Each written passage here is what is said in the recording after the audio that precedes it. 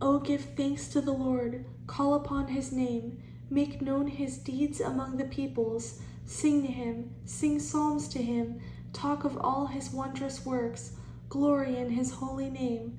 Let the hearts of those rejoice who seek the Lord in his strength, seek his face evermore. Remember his marvelous works which he has done, his wonders and the judgments of his mouth. O seed of Abraham, his servant, you children of Jacob, his chosen ones. He is the Lord our God. His judgments are in all the earth.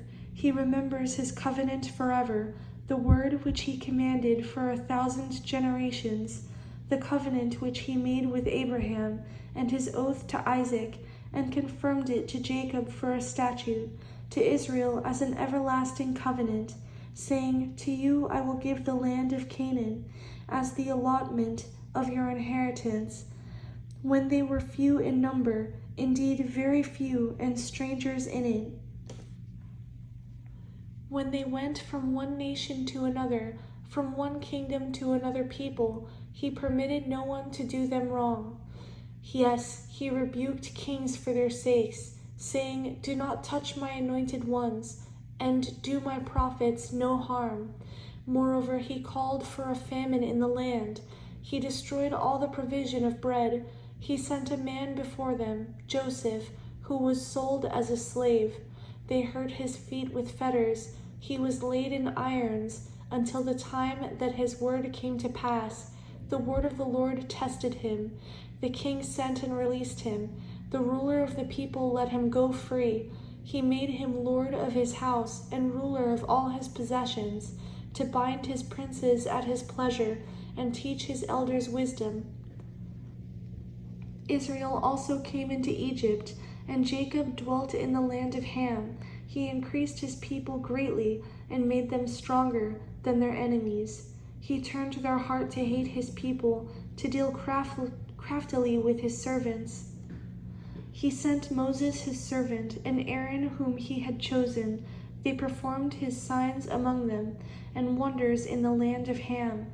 He sent darkness and made it dark, and they did not rebel against his word. He turned their waters into blood and killed their fish. Their land abounded with frogs, even in the chambers of their kings. He spoke, and there came swarms of flies and lice in all their territory. He gave them hail for rain and flaming fire in their land. He struck their vines also, and their fig trees, and splintered the trees of their territory. He spoke, and locusts came, young locusts without number,